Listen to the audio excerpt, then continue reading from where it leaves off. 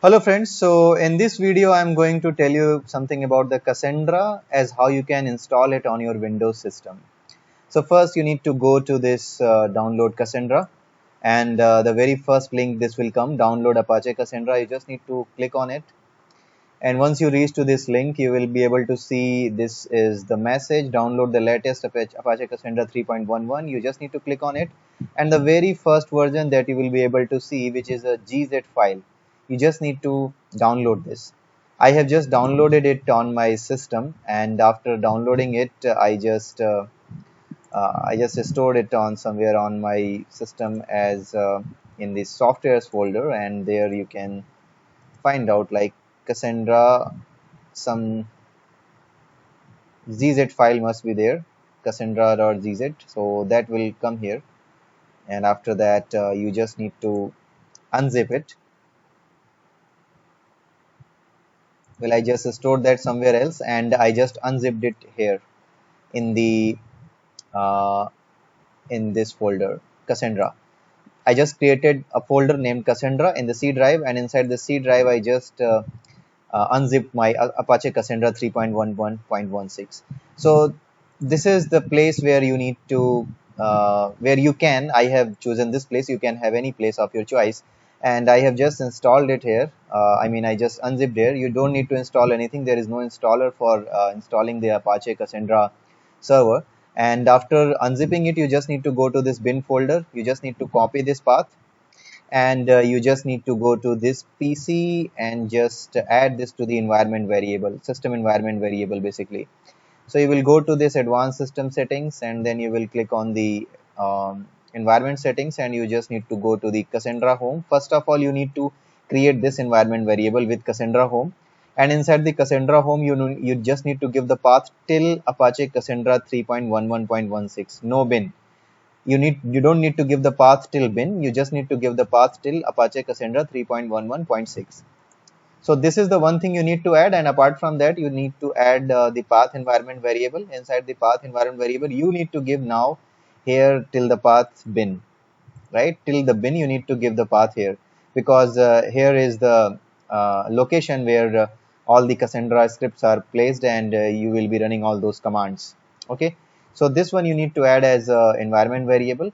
Apart from that, what else you will need, you just need to install one JDK version, whatever latest version is available in the market that you need to install. Just like I have installed I think 1.8. So I just need to see what is my version. Java home. So okay, so it's 1.8.0202. This one was the version with me. You can install any version which is available, which is greater than 1.7 or whatever I have installed. So this was one thing. You need to install the Java, and you need to set the Java home. And apart from that, the last thing you need to do is to install the Python. And while installing the Python, you must need to take care, like you need to choose this Python 2.7.18. This is the path, python.org/downloads. So here you can find out many versions. So you need to install Python 2.7.18. Why I am saying this, that you can only install this or any version which is 2.7. Why? Because if you will use this Apache Cassandra with this 3.11.1 3.11.6, then in that case you will not be able to use your Cassandra with any version higher than 2.7.18, or you can say any version which is 3.x, Python 3.x, any version which is Python 3.x, you will not be able to use your Cassandra with that. So you need to install this one. The reason is that there are few syntactical changes have been done in the Python 3.x, and due to that, few of the Python script which are written for the Cassandra, which are shipped with the Cassandra, they will not work because they are compatible with only Python 2.7.18, or you can say Python 2.7. So till the time the new Apache Cassandra comes, which is compatible with the latest version of latest version of Python, you need to install this version, Python 2.7.18. And once you install this, just like I have installed this in C drive, in the C drive, I created one location which is Python 27. Basically, while installing the Python software, I just uh, chosen this path that I will install my Python here only, right? So I'm not going to tell you that how to install the Python because it is very simple. You can just follow the instructions and you can choose the location where you want to install your Python, and then you can just come back here just like I have installed here. You just need to copy this, and again you need to add the path to the path environment variable.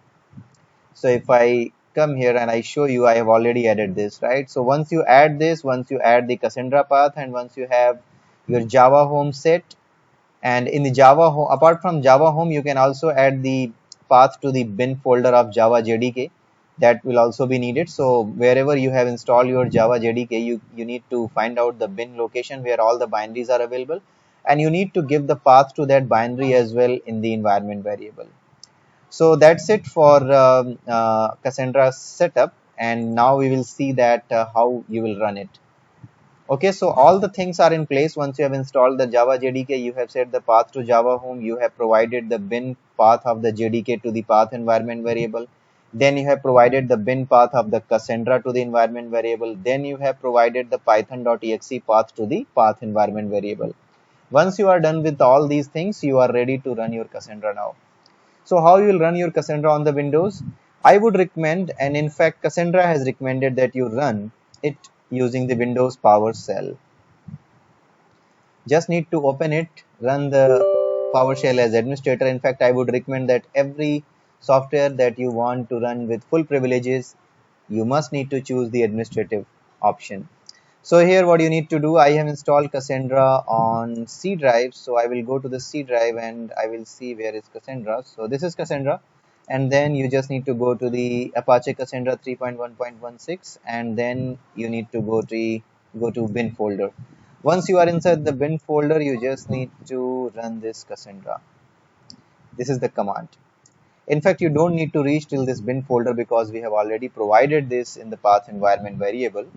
So this is now towards the startup of Cassandra. Once it will be started, I will just show you that how you can check if it is working fine or not.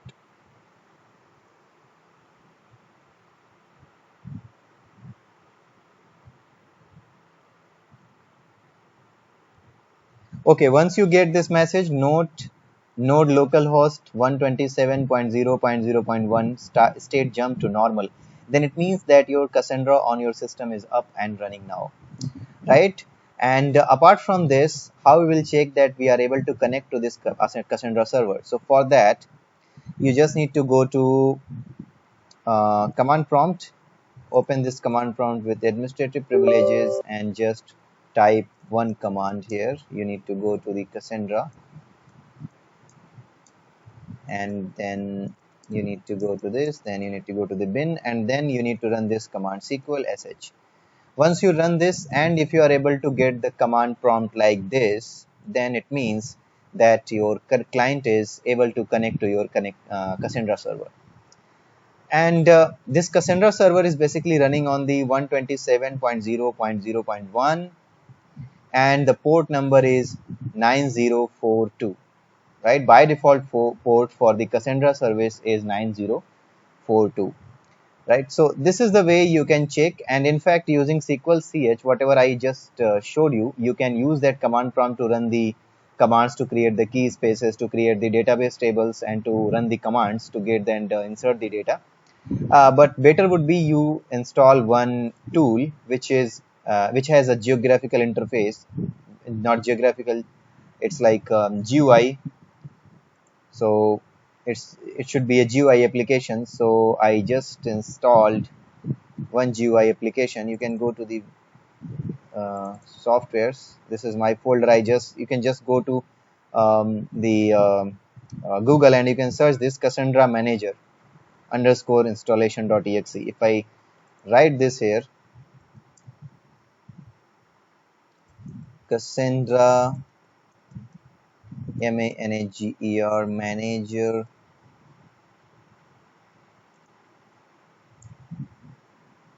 getting started with Cassandra. No SQL manager for Cassandra, you can go with this one.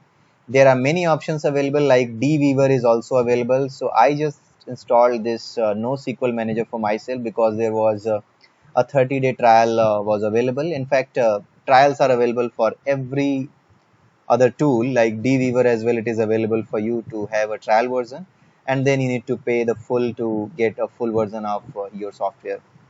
So I just downloaded this, and this was the software which was downloaded here in the softwares folder, and I just ran this.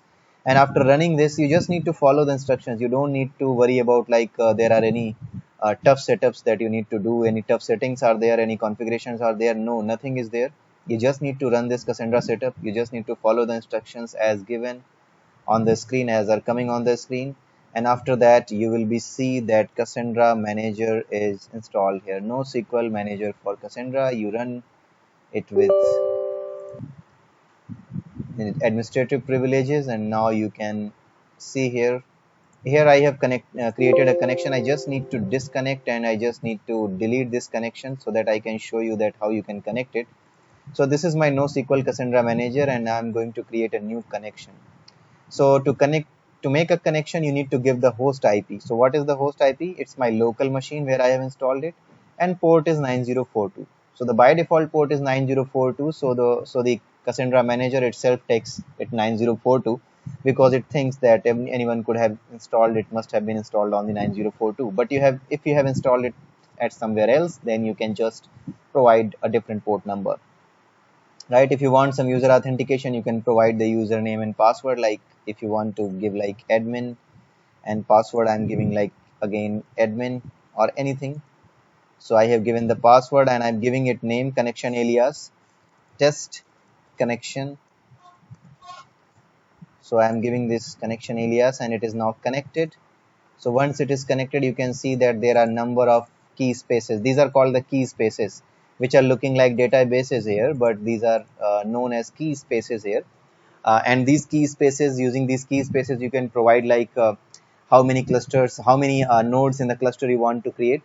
I will discuss in detail like what are the clusters and how does Cassandra is installed on those clusters, and how this is installed on the nodes. But this video has the purpose to just show you that how to install Cassandra and how to run your queries. So here this is the one I have created myself, but I will tell you in other videos like how you can create it. But apart from that, there are number of other tables like inside the system authentication key space, there is a table role members. So these tables you can see like what is the data available. There is no data I think available. Role permissions, nothing available. Let me check if there is something else where something available. Oh, here is also something not available. Anything not available here. Okay, system schema. Let us see functions. So here, let me check. No, here is also not available. So let me just show you something from the system database. Something must be available in this system. So the batches, inside this batches, there is no batch. Peers, I don't think anything will be available as of now. Okay, so this one is available.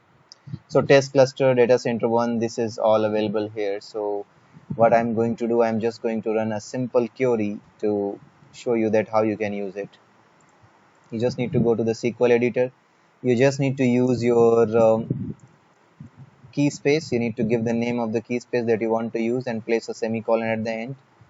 Okay, so this has been executed now, and now you need to run select asterisk from local.